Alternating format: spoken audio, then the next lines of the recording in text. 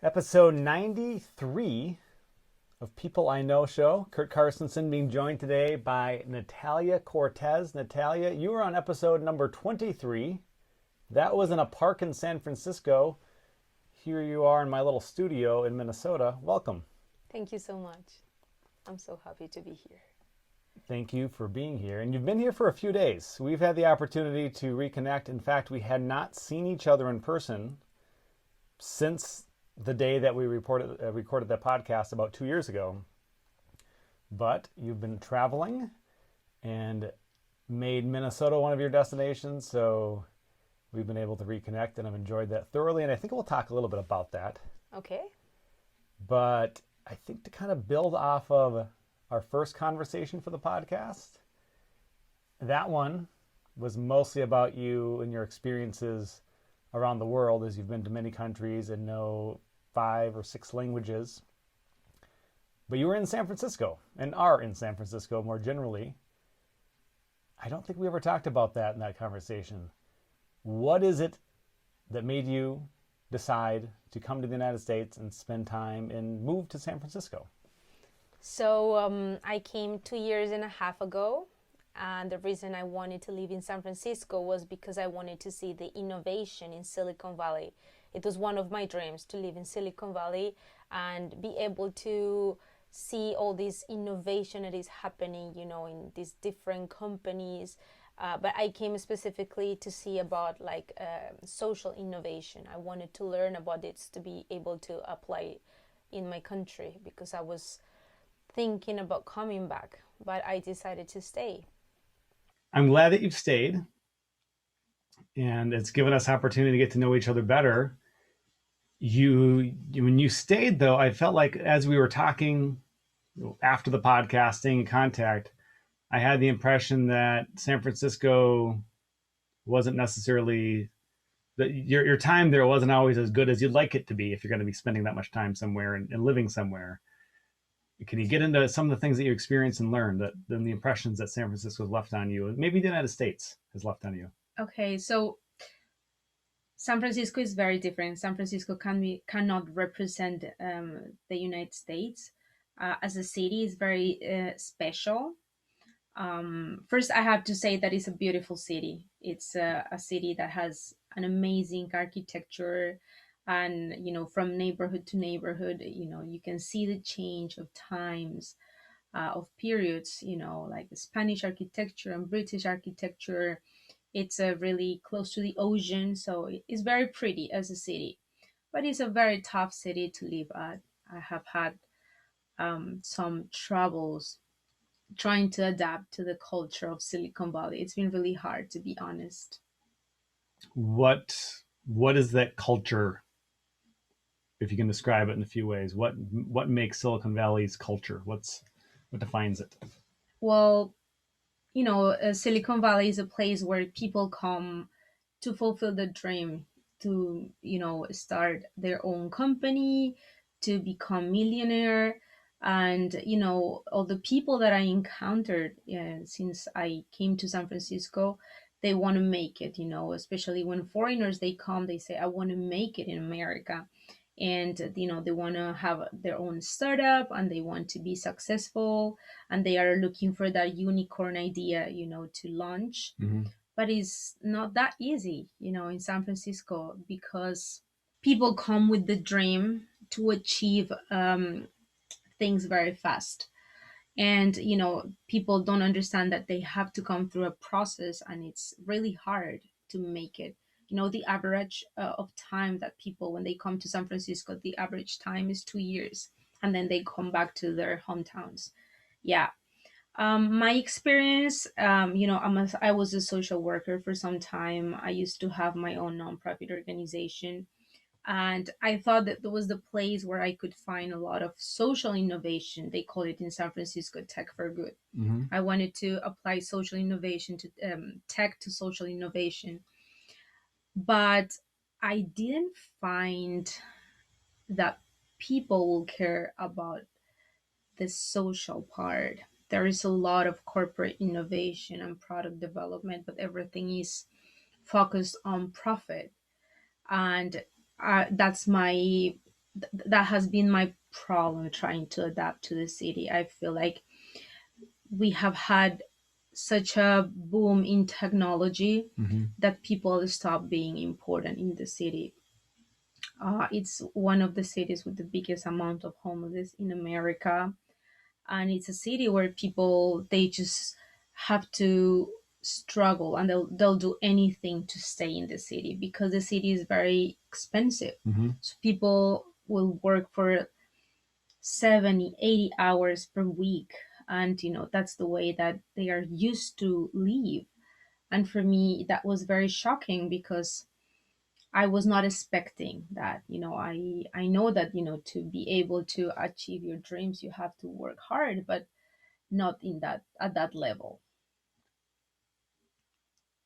And the people that you're meeting is it mostly Americans? Is it people from all over the world? Like who I mean, you're from Colombia, if we haven't mentioned that yet. Who is really being drawn to come to San Francisco? Obviously people that have some involvement with tech, and it seems like commonly want to get rich and make a big impact and make a big amount of money. Where are they coming from? Everywhere in America. So I have met people that they are from Berkeley or Oakland, that they come to San Francisco, but I have met people from all around America. I have met people from Nebraska, Arkansas, Florida, Texas. My foreign friends, they are from India, France, Colombia, pretty much everywhere. I have many friends from the Middle East, Scandinavia.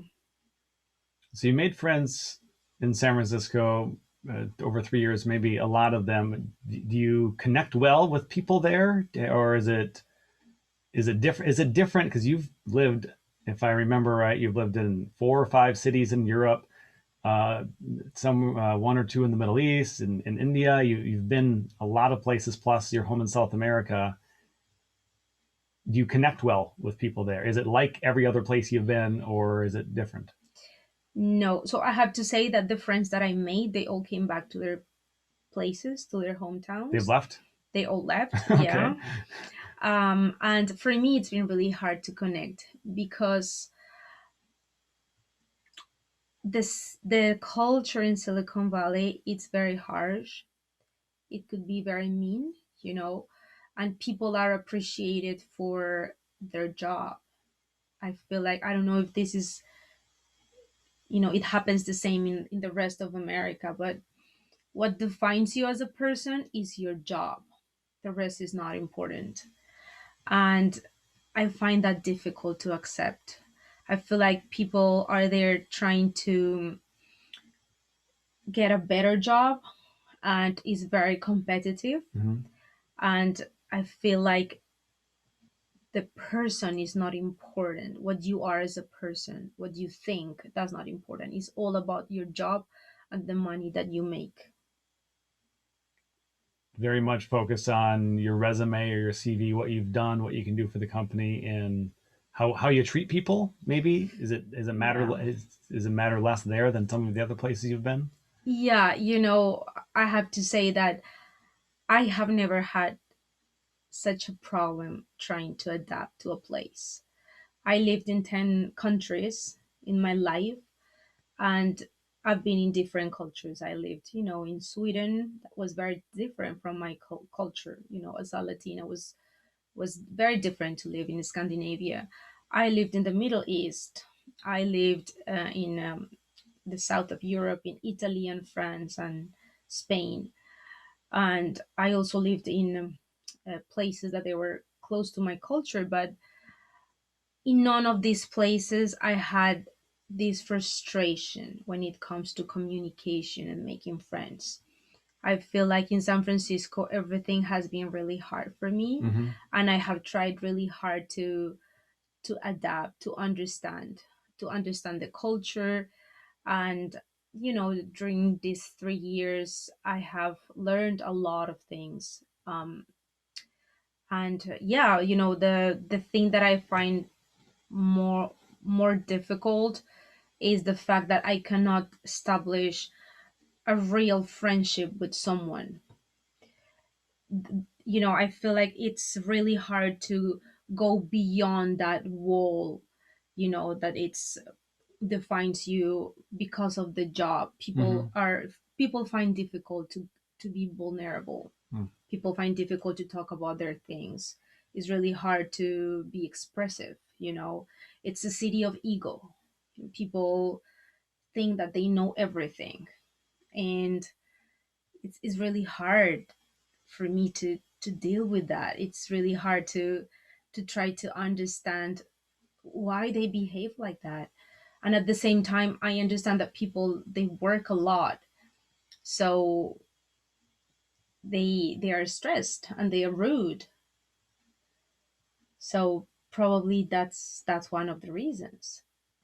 In a moment, I want to get to some positive things that you have to say. I'm sure there are some, but Oh yeah. I'd imagine, I think with almost any situation in life, it's really easy to be dragged down by, or to be most fired up by the negative things that aren't going the way that you wish or you intended. I wonder though, that you've been studying there, and that ended. Have you given any thought to how much longer you are going to be there, or what is next for you? Yeah, I'm planning to stay in America for now. I'm planning to stay. I'm not sure if I want to stay in Silicon Valley, but I'm planning to stay in the country. Okay. And so I guess before we consider some of these other things you've been doing, because I know you've been traveling lately and kind of sampling the country, but more than maybe you had previously. I know you've been in the United States a few times, but perhaps the last couple months has been a bit of an eye opener as well, everything beyond your time in San Francisco.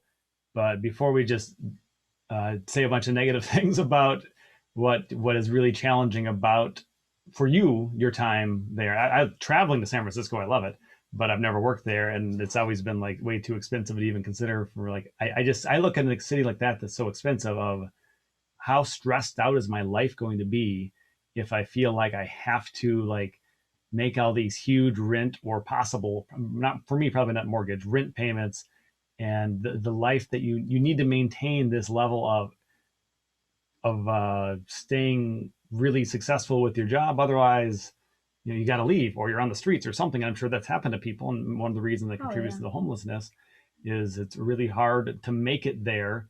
So I don't want to live in a stressful city, but I imagine living there, there must be a lot of things that also make it a place to be besides the opportunity. I'd hope, is there? Yeah, I have to say something, and is I'm very thankful to have had the opportunity to live in San Francisco.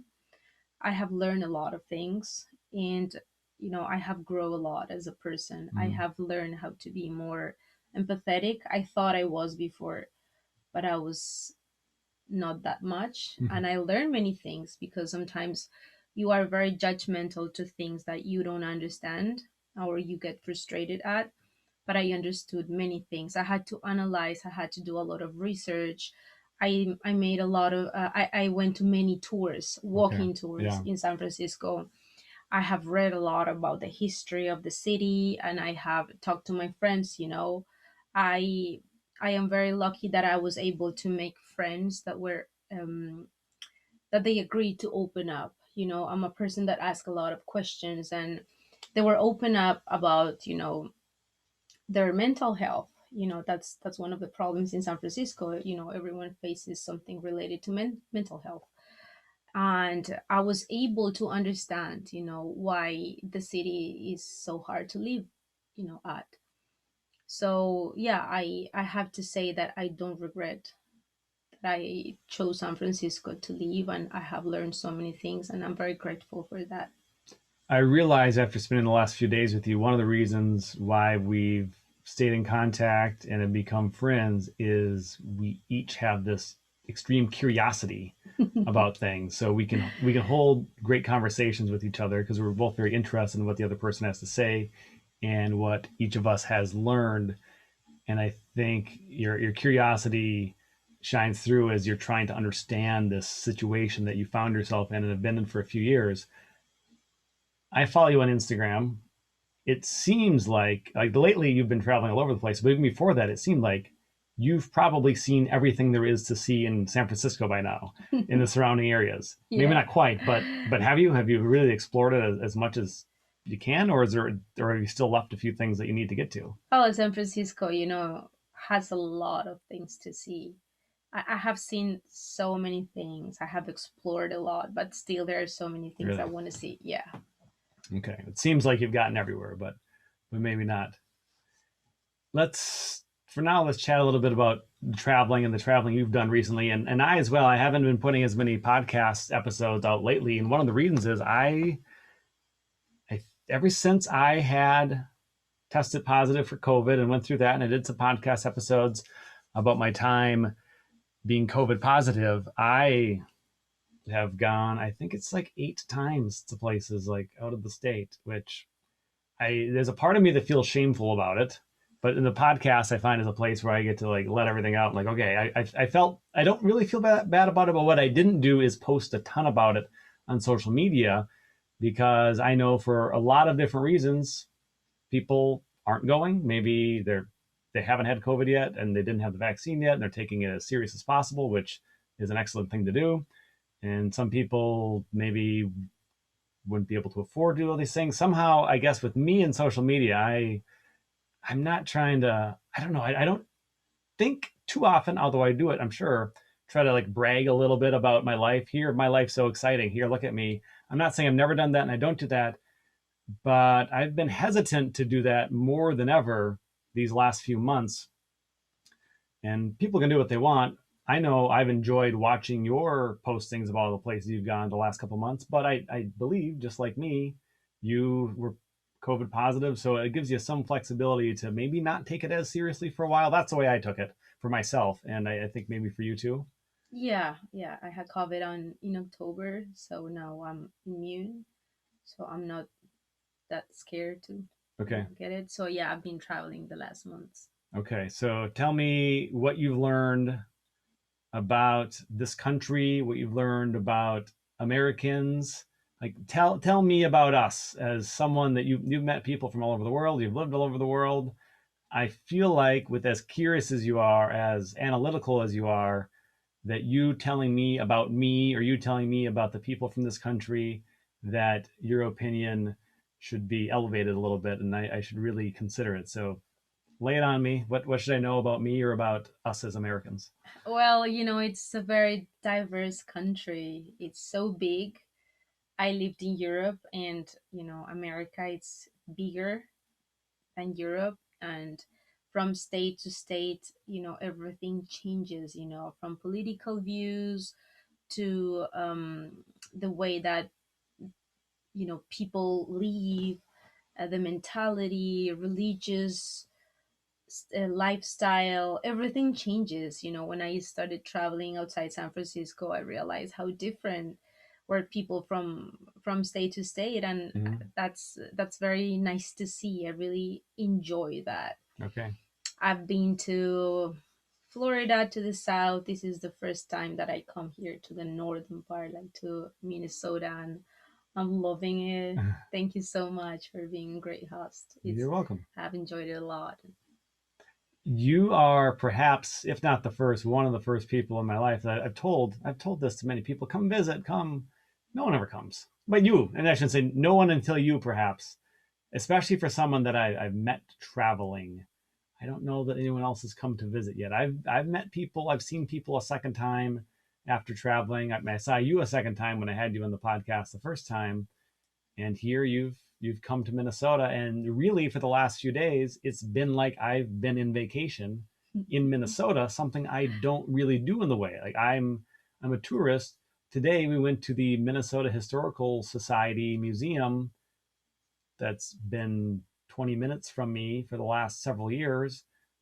I've driven past it many, many times, and it took you being here and your curiosity to finally make me think, oh yeah, I've never actually gone there.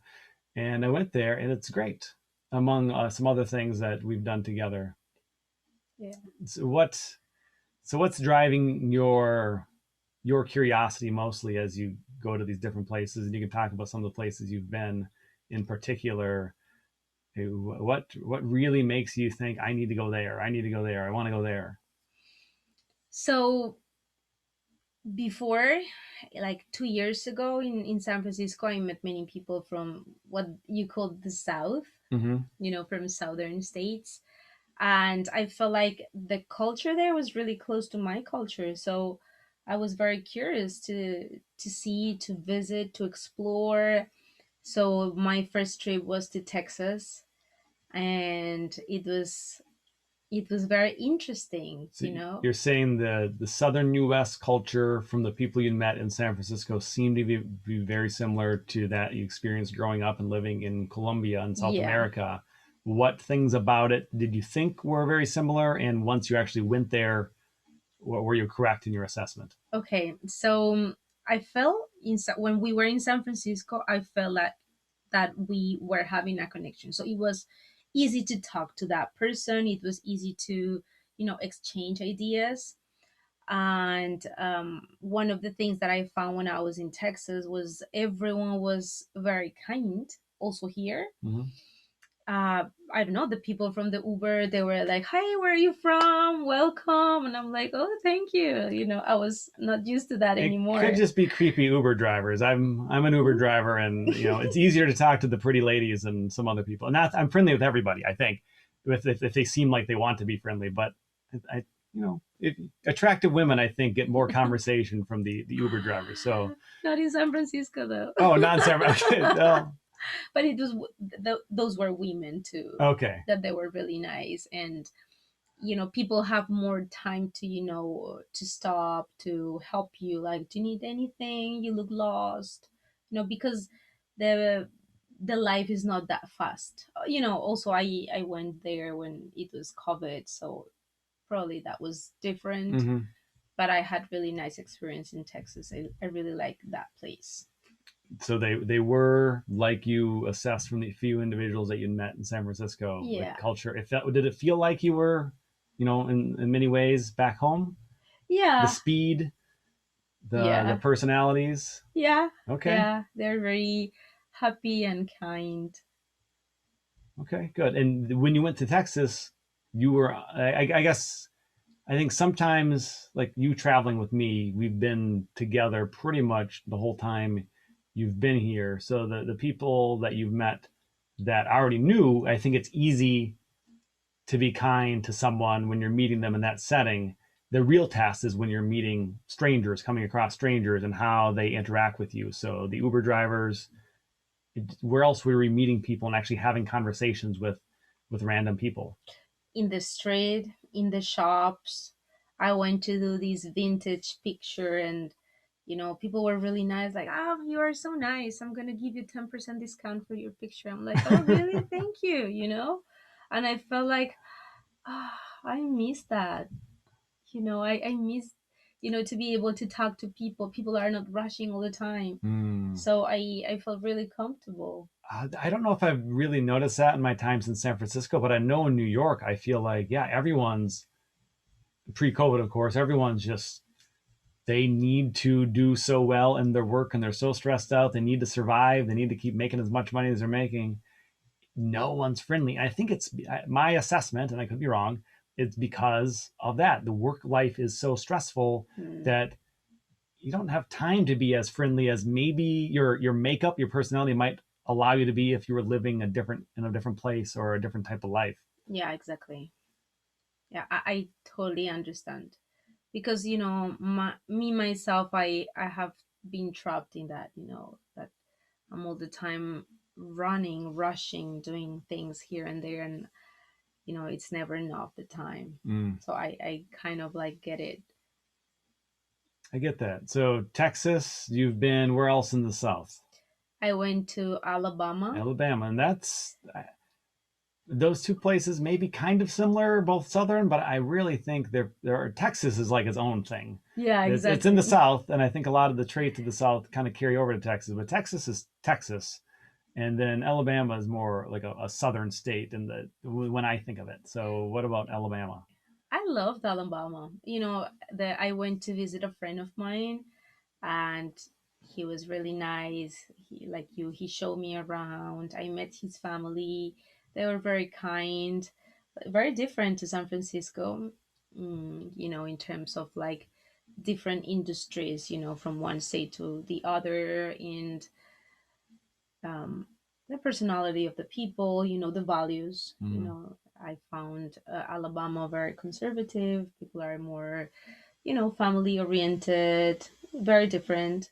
The current conservatism, is it driven by religion or driven by something else? What makes it? Because I think politically they very much are Yeah. Republican.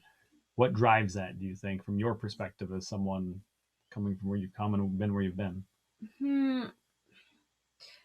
I think that it has to do with the environment.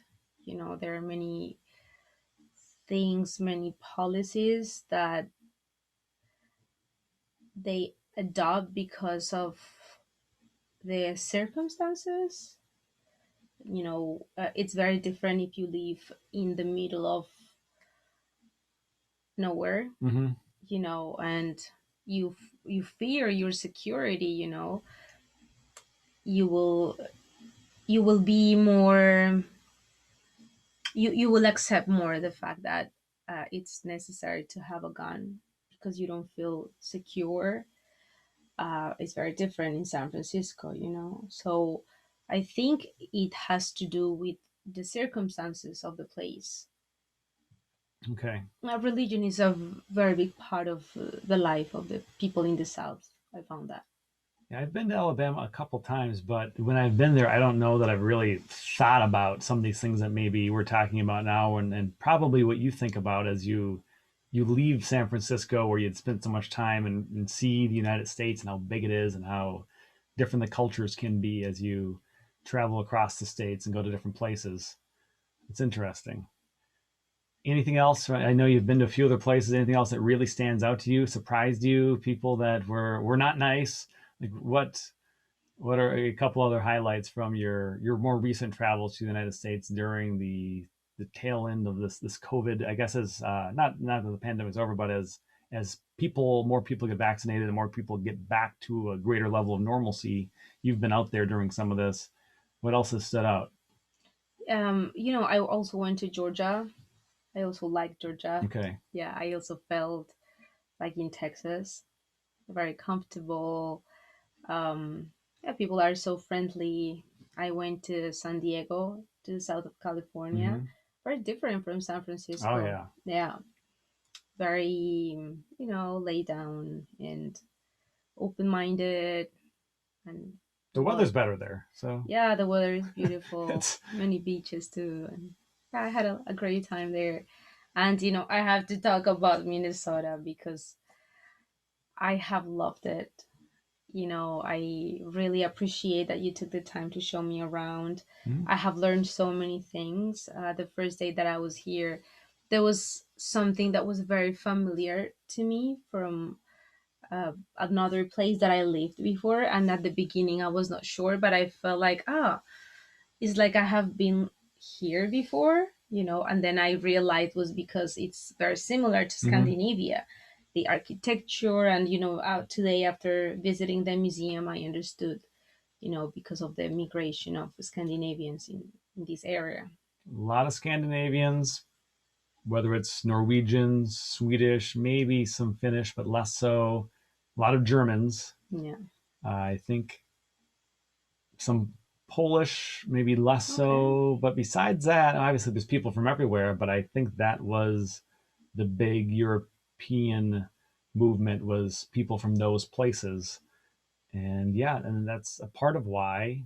I mean, it's colder here, and only people from those places probably would have stayed here.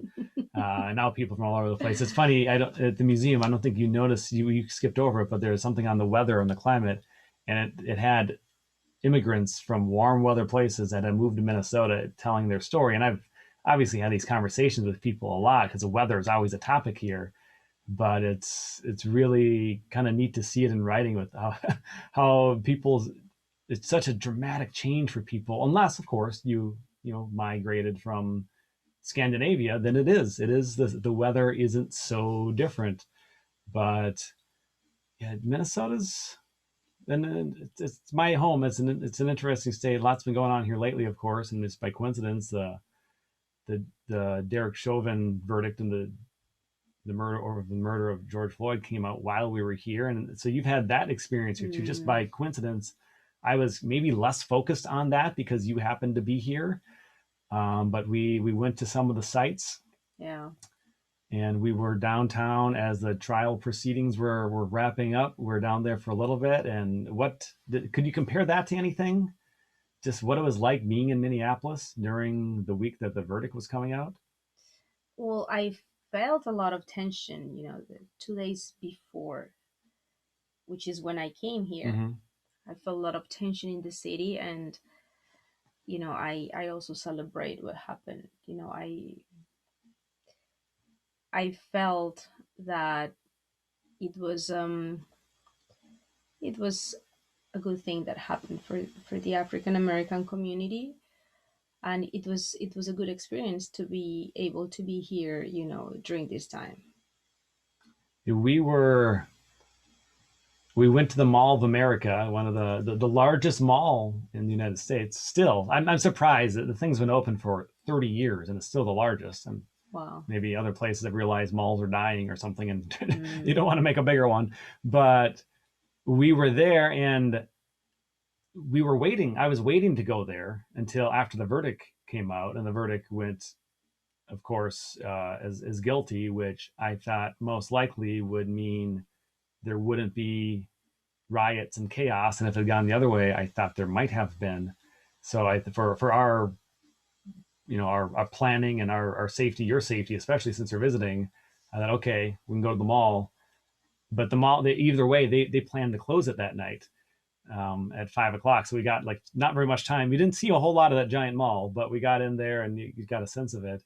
But it was really, yeah, the tension built up to that day, and we've kind of left the city a little bit since then and coming back here. But I think it's just it's a relief that in this case the verdict went the way that it probably should have. Of course, most people that were most in an uproar about it definitely think it should have. But on top of that, it's maybe a tipping point for the power. I guess police officers, and with this difficult job they have this amount of power that I think was maybe not contested in a lot of ways and in a lot of comparable types of situations. And this time it's contested, and the officer goes to prison. And I don't know what that means for the future, but you, we were talking about that, you were here during this part of this maybe really historic moment in the United States. So interesting times for sure. Yeah. Yeah, it was good to see that. It was a good experience. Yeah, it's I yeah, I was really on the edge of my seat as we listened for the verdict, as for all sorts of reasons it going the other way would have been a bad thing. So yeah, you were part of the a big moment in American history. Perhaps if we look back at this, we'll see what happens from this point forward. Hopefully, just way fewer or no incidents where that's even necessary to have a murder trial for a police officer because someone, and especially with the history of the African Americans, a black person dying at the hands of police. Hopefully, there's less of that or none of that. I mean, I have a hard time believing there's none of it, because as the verdict was coming out, there was another incident in Ohio. I don't know. It's just, I didn't really think I'd take the podcast this way, but it's really such a big deal. So it's hard to ignore, especially since we're at some of those sites. Like we went down to George Floyd Square the day before the verdict came out. What did you think of that? I mean, you've been in San Francisco. I think you were telling me you didn't even realize you didn't make the connection that this was the place that was until more recently. Yeah, I didn't know it was in Minneapolis. Well, for me, I feel so grateful to be that I was able to be that I was able to visit Mm-hmm. the George Floyd Square, and it feels still, it has this vibe of pain, but it's after the verdict, it was a big release. Mm-hmm. Yeah, I've been following the news. This year it's been already a year, and I feel my brothers from the African American community. I feel it. So yeah, it was a nice experience to be here. Good. Yeah. I know as a white American, having made a lot of friends and connection with people that are way more impacted by the trauma throughout the decades and up until recent years, and this event, just how it strikes someone in a way, if you've been a part of that community, in the way that I can't quite feel, but I try to be as compassionate and empathetic towards. And obviously just seeing that video, that seeing so many of those people that have come through my life, many of which have been on my podcast, and just kind of watching their reaction to it, and how important it is to have this verdict go the way that it did and should have. It's a big deal. So As a foreigner, since I started traveling the South, I decided that I wanted to go to the every single civil rights museum in the South, and I have learned a lot of things. There are so many things that I didn't know about the history of America, and I feel like that made me understand more, the country. So yeah, it's like even today I learned a lot of things at the museum about, the activism of the African American community here in Minnesota. I was not expecting that it was that big, because I thought it was more like in the southern states. that's the thing about history. I think unless you're curious and you go searching and reading and watching videos and trying to understand what's happened, if the history hasn't impacted you or your people, it feels so insignificant. I think just because there's so much to do, so much to learn, and that's why I think it can be challenging for someone who's not attached to something. And for instance, not so different is the last thing we saw in the museum today was about the indigenous, the native people in Minnesota. And I've had podcasts that have been related to that and conversation related to that, but I've never gone to this museum exhibit to see it presented in all these ways, and just understanding that the treaties that were written and then broken involving mostly the Dakota people that were on this land before the Scandinavians and the Germans came here, and all that's come from that, like the native people, American Indians, they have a much better understanding of that history because it impacted them so greatly and so negatively. Yeah. Whereas my ancestors, or the people that were quasi neighbors to my ancestors before I came here, it didn't really affect me that much. So I haven't had that great of an interest generally to know that and to understand that. Whether or not I should have is, I guess, a whole nother story. But it just more recently I've been learning about these things, and just try to have as much recognition and compassion for the fact that many groups of people have been damaged in just extremely, extraordinarily bad ways. And because I haven't so much, and my life's been easier, that doesn't make me someone that doesn't need to know, doesn't need to care, doesn't need to be a voice or active in some way. And if you're not going to museums, you're not learning about history, you have no interest in history, I find that like someone's opinion probably should matter less if you have little knowledge of actual history and you're only commenting on present day moments. Yeah, if you don't know your history, you are condemned to repeat it. And that's a danger. History is part of your identity. It's important to know where we're coming from, and as what our ancestors lived, it makes us understand who we are. I think that's very important. That's why I like to visit museums.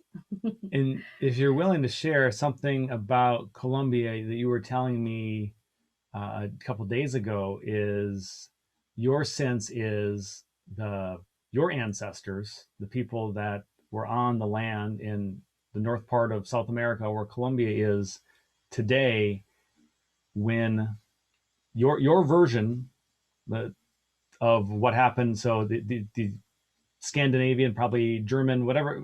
The white people that came to Spaniards. the white people that came to the United States mostly Oh, okay. did, and all the harm they caused, and the way that played out with the people that were here already. They're indigenous people. You're a descendant of them, but you're also a descendant of the Spaniards that came there. But your perception is of history, as you understand it, that the relationship between the natives, and I forget the people that were in Colombia. Spaniards. No, the native people. What the name of Muiscas. Muiscas. The Muiscas with the Spaniards. You thought, and especially seeing more history today and reading about the history in Central America and Mexico, your perception, at least what you told me, it was different. The way that the people interacted in your part of the world was different than maybe a lot of these other places when the European conquerors came onto land. I mean, from Yeah, country to that country? they got along differently. It was maybe less. I guess I think you thought maybe in some parts of Latin America it was much more about war and fighting and defending the land, and you thought maybe in Colombia it was different, that they found a way to just agree. Well, there will or the indigenous people are Yeah. very attached to their land. Mhm. Also in Colombia, that was the case. But there were different indigenous groups that acted different towards the settlers. And I can put the Mexican example. The Mayas, they were warriors until the end, but the Incas or the Muiscas, which is the tribe that was in the part where I am from, they Mhm. were there more than 1500 years. They made alliances with the settlers, so it was the settlers had it easier to conquer, but it changes from country to country in Latin America. Really probably comes down to the personality of the leaders and the culture that was in those places, and how to interact. You have these other people that are coming with a vengeance to take your land, to take your resources. I don't know that there's a right answer on how to deal with that, and almost everywhere in the world has dealt with that at some point, some places many times over. That's just kind of human history, and I think today we forget that this is what the people have done as best we understand it for a long time. Pretty much everywhere, someone comes in, wants the land, wants the resources, and the people there were living maybe a pretty good life, and suddenly their life is going to change because someone else has more power and control. How do you make that? How do you sustain your best existence from that point forward when in that situation? And it really does seem that it's done differently in all these different places. And if you don't understand the history, which I still feel like I don't very well, but it's coming along, you just have no idea of any of this stuff. And what my ancestry is because of what happened here, what your ancestry is because of what happened in your land, and how we all are connected so much to our history. Yeah, for me, it was very important to know where I was coming from. In my country, people are not aware because we were all mixed. We were mixed with the Africans, with the Spaniards, the indigenous. We mixed with each other, so we don't actually know exactly about our ancestors, Yeah. and that's a shame. But if there is a big museum in Bogota called the Golden Museum, when you go there, they teach you about history after the colony. They don't talk about what happened before, and that's a shame. And one of the reasons is also there is not enough information Mm. because our people were exterminated.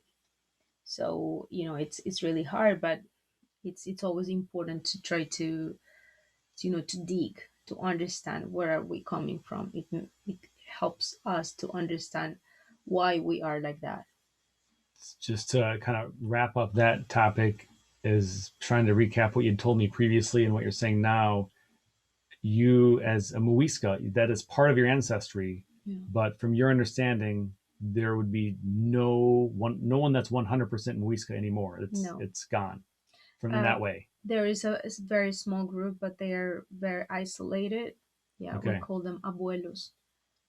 And Grandparents? yeah, grandparents. Yeah. And they live off in like some mountain somewhere in some Yeah, village they that's live. kind of tucked away? Yeah, Okay. yeah. But So, there are really few that are remained. yeah, okay.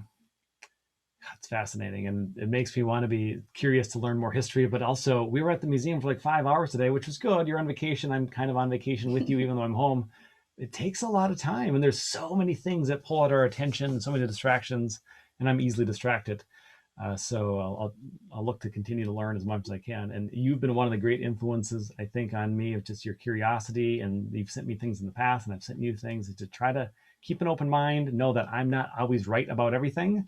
And this podcast is so much about that. I'm not always right, but I do like to get closer to being right about more things by just learning more, keeping an open mind, and getting to that point.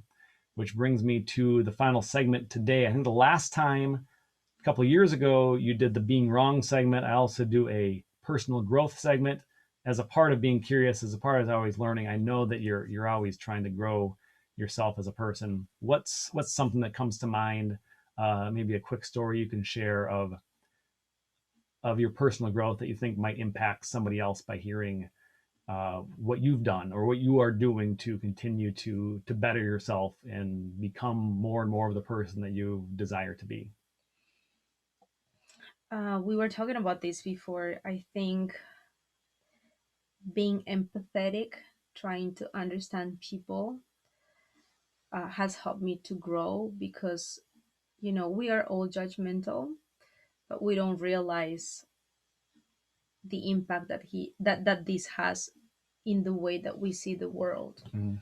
And for me, after living 3 years, almost 3 years in San Francisco, learning how to be empathetic was not very easy, because you are trying to be empathetic with people that are mean, or they don't care. But Mm. trying to understand that not everyone thinks like me, that not everyone has the life, not everyone has the mentality that I have. And doing more research, give the opportunity to the other person to explain himself, herself, Mm-hmm. more about what they are going through. Trying to dig into other people's life has helped me a lot. In San Francisco, I have learned so many things about many type of people and situations. I have met people that cross the border. I have met people that work in tech. I have met people that work in the finances, that they take cocaine on a daily basis. Mm.